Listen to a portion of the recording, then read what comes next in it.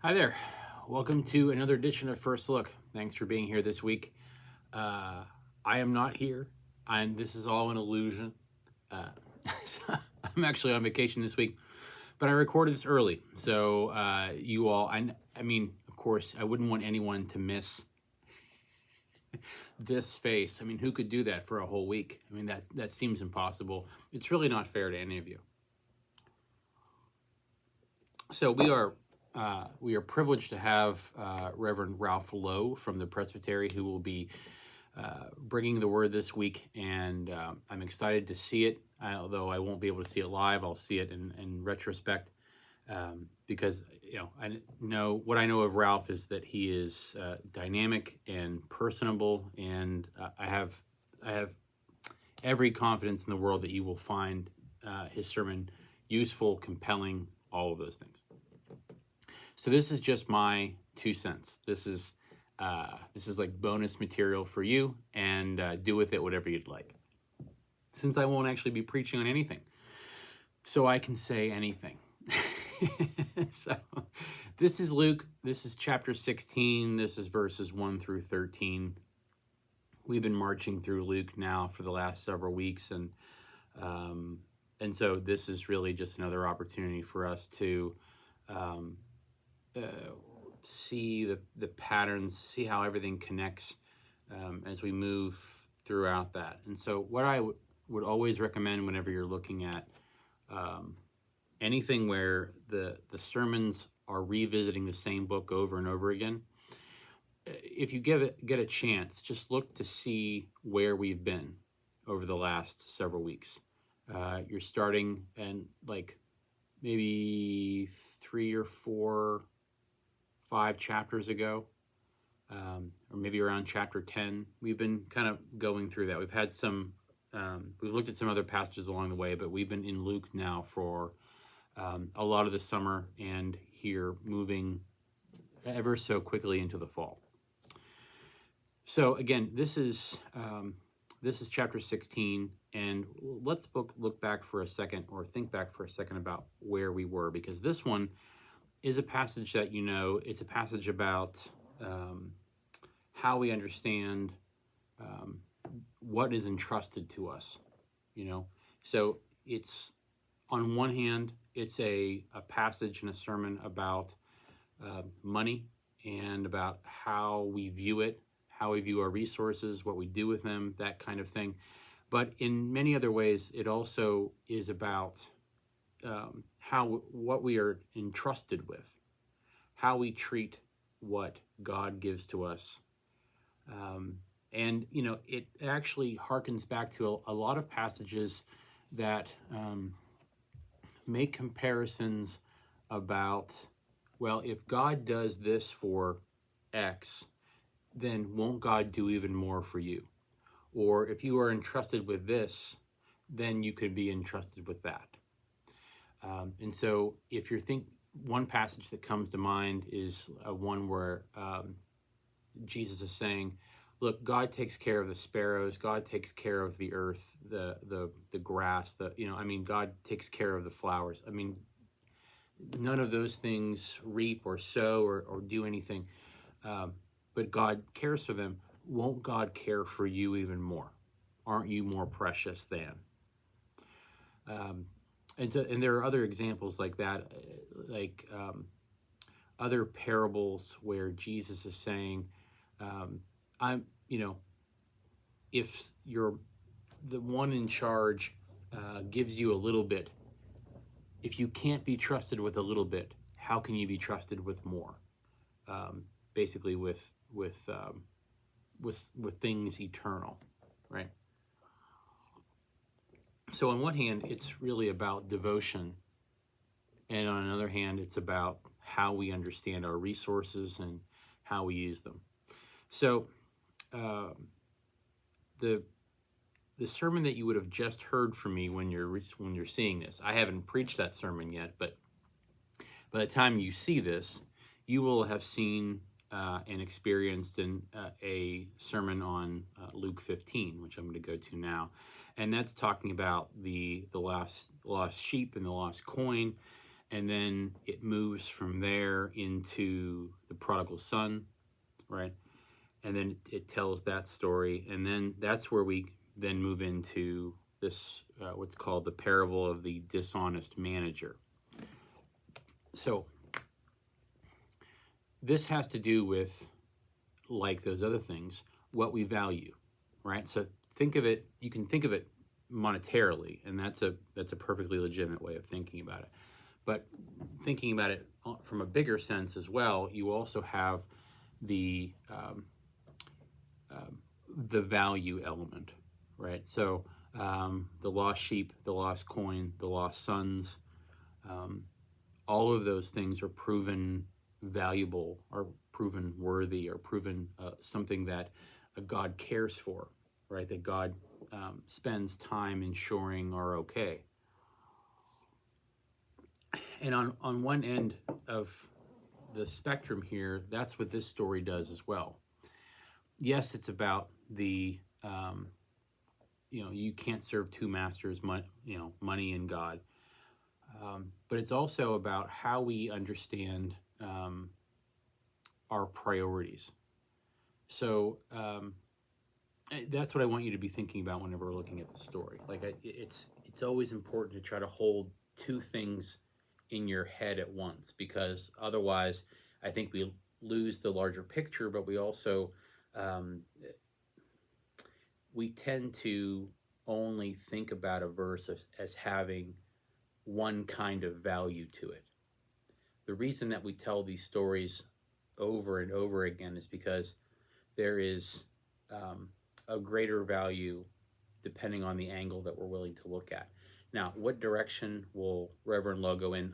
Obviously, I have no idea. But here are some initial thoughts. But let's start with just reading the parable. Then Jesus said to the disciples, "There was a rich man who had a manager, and charges were brought to him that this man was squandering his property." So you have an owner and you have one who's squandering. Side note, sometimes we assign very quickly who God is in the story, who we are in the story, who Jesus is in the story. I would caution you to think critically about that, because sometimes we read a story and we go, well, God must be the head, whoever the head is, whoever the manager is, the owner is, the whatever is, that must be who God is. But then when we read the story a little bit more, we realize, oh, well, the manager doesn't seem like a very good person. The manager doesn't seem like very kind or righteous or gracious. But we just kind of shrug our heads and don't really think about it, because we just assume that we know who God is, because we assume that God is always the manager. But I think one of the things to try to remember when we're reading parables of Jesus is that Jesus is not only giving us a way of understanding our relationship to God, Jesus is also trying to allow the people to recognize their relationship to others, right? So think about those who were in authority at the time. Number one would be the Roman Empire, obviously. That's, there in every part of their life. And then you have Pharisees, religious leaders. Those are the two mains, 1, 2, 1, 2. But then sometimes, of course, the people who need to hear this message are those who are themselves managers. You would imagine that not everyone in the crowd is only, the poorest people. A vast majority are, a great, many number are, but that doesn't mean that everyone was. But Jesus is as much a critic of the times. It's usually this current age, this current generation. Anytime you see that language in a passage, it's Jesus pointing out how influential the times are. So that's an important thing to notice. Don't rush to assume that you know who is who in the parable. Okay. Then Jesus said to the disciples, "There was a rich man who had a manager, and charges were brought to him that this man was squandering his property. So he summoned him and said to him, 'What is this that I hear about you? Give me an accounting of your management, because you cannot be my manager any longer.'" Okay, so this guy is about to get fired. Then the manager said to himself, "Well, what will I do now that my master is taking the position away from me? I am not strong enough to dig, and I am ashamed to beg." It's really too bad that those are his only two options. I don't think that really matters in the story, but that it that seems almost a little ridiculous. Those are the only things that you can do. You're either the manager of something, or manual labor, or begging. But I digress. Let's see. "I am not strong enough to dig, and I am ashamed to beg." And then verse 4. I have decided what to do so that when I am dismissed as manager, people may welcome me into their homes." So he's just assuming there's nothing that I can do. There's nothing that I can save here.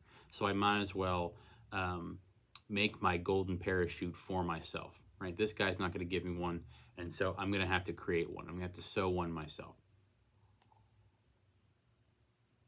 So, summoning his master's debtors one by one, he asked the first, "How much do you owe my master?" Now we assume that, of course, the master of the field has absolutely no idea what's going on. The manager of the property knows the details. The master doesn't know much at all. So summoning his master's debtors one by one, he asked the first, "How much do you owe my master?" And he answers, 100 jugs of olive oil. He said to him, "Take your bill, sit down quickly, and make it 50. Then asked another, "How much do you owe?" And he replied, 100 containers of wheat. And he said, "Take your bill and make it 80. And his master commended the dishonest manager. Oh, here, it pivots very quickly, sorry.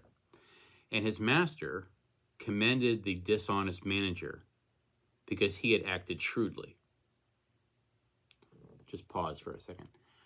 Sorry, that it switches really quickly. So we get this story about what the manager is doing, and then somehow the owner finds out what he's doing, and I guess because maybe he has nothing to lose, and he commends him for it. So that says something about the manager and the owner of the property, right? So just, again, keep that in mind whenever you're assigning who's who in this story. And his master commended the dishonest manager because he had acted shrewdly. For the children of this age are more shrewd in dealing with their own generation than are the children of light. Okay, so you see kind of what is happening here, which is why we don't act so quickly. That phrase, for the children of this age, remember when I said this generation, this age, are more shrewd in dealing with their own generation than are the children of light.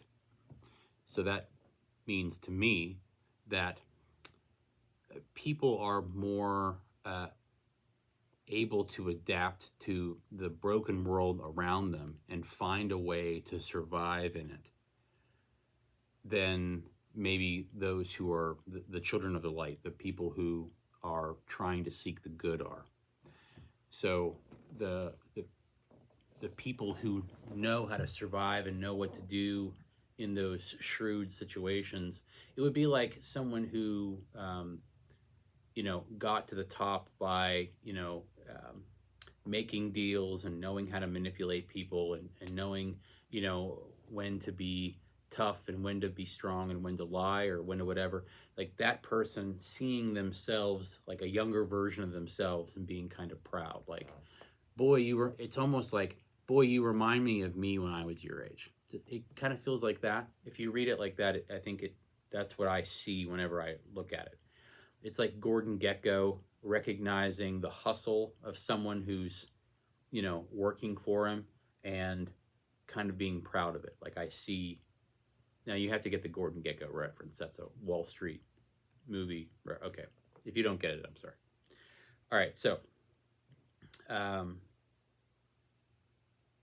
the children of this age are more shrewd in dealing with their own generation than are the children of light. And I tell you, make friends for yourselves by means of dishonest wealth, so that when it is gone, they may welcome you into the eternal homes. That's a weird sentence. Just give me a second. And I tell you, make friends for yourselves by means of dishonest wealth, so that when it is gone, they may welcome you into the eternal homes.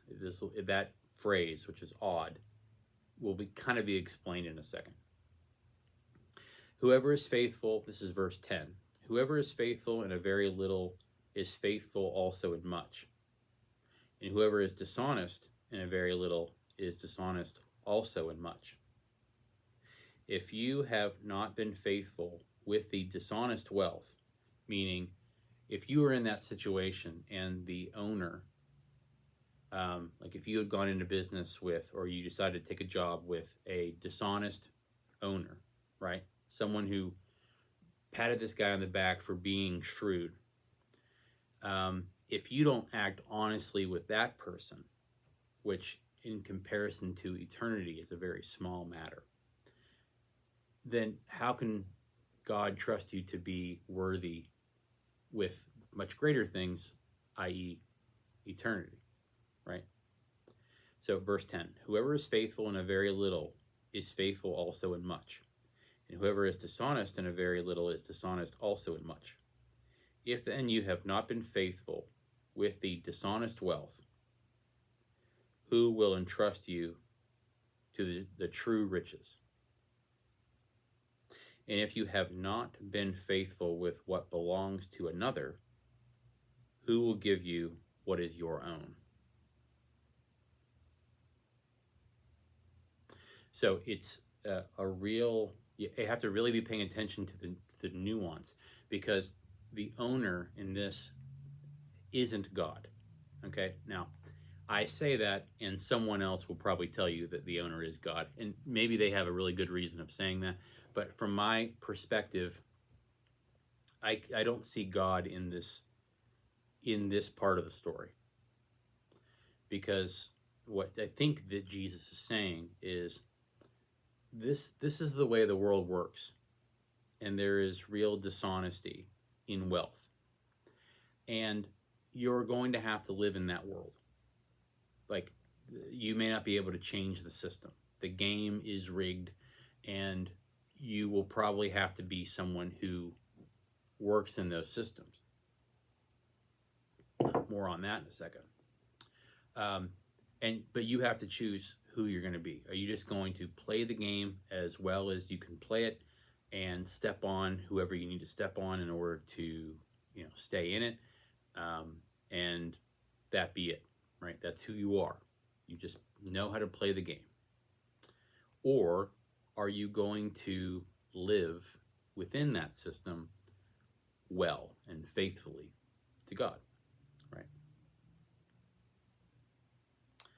So, verse 13, ending here. No slave can serve two masters, for a slave will either hate the one and love the other, or be devoted to the one and despise the other.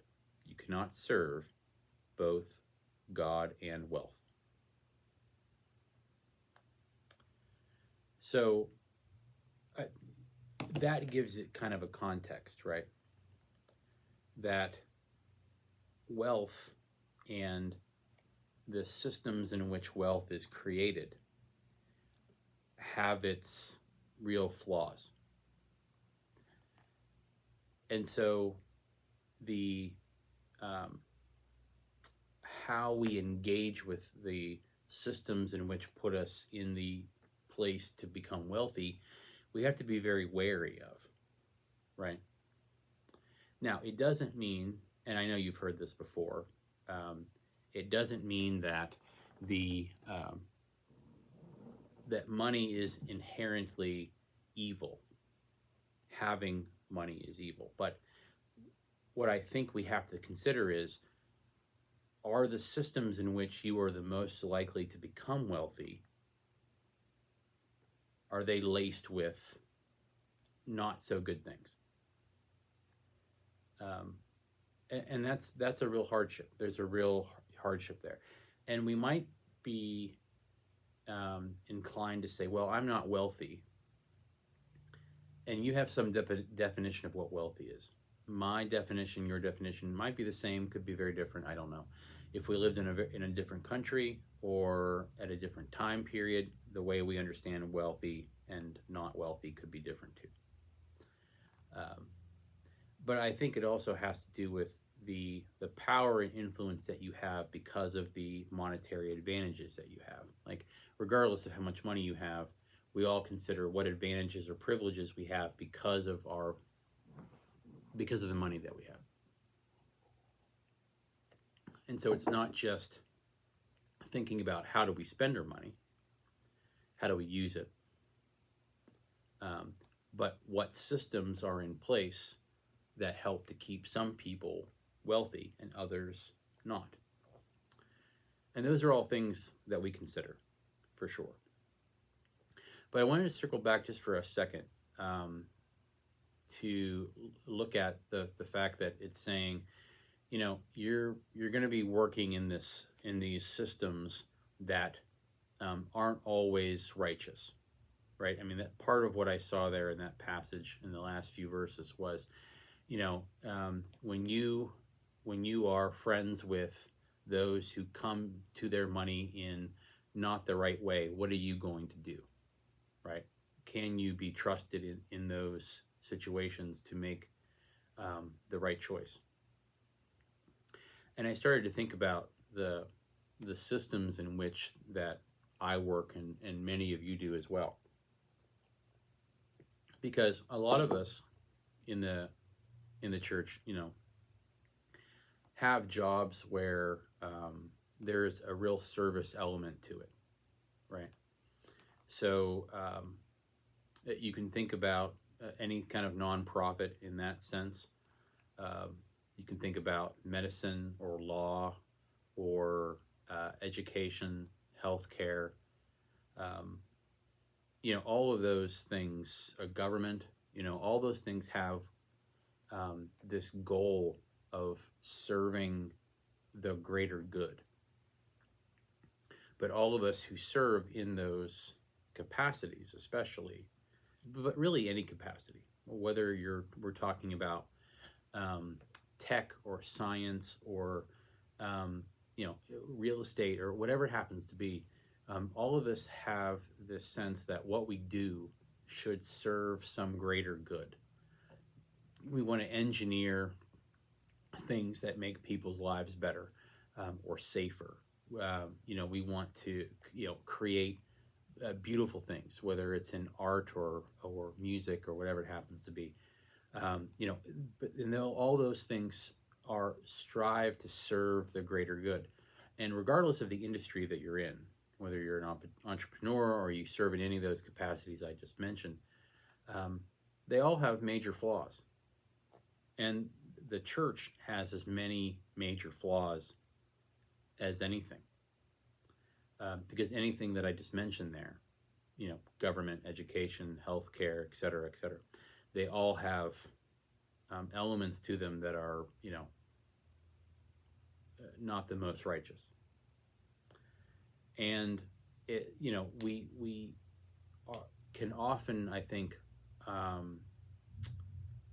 take for granted that, well, I'm going to do this the right way. I'm going to make a difference. I'm going to be, I'm not going to be someone who cheats anyone, or you know, I'm going to put other people first. And as long as I'm not, you know, stepping over anyone to do that, then I've done it well. And we consider things along the way, you know. We consider things like, who am I advocating for when other people aren't advocating for that? How am I being silent when I shouldn't be? You know, those are just two little examples, but they're all factors into how we understand ourselves to be in systems even if they're meant for something good, that can have huge flaws to them.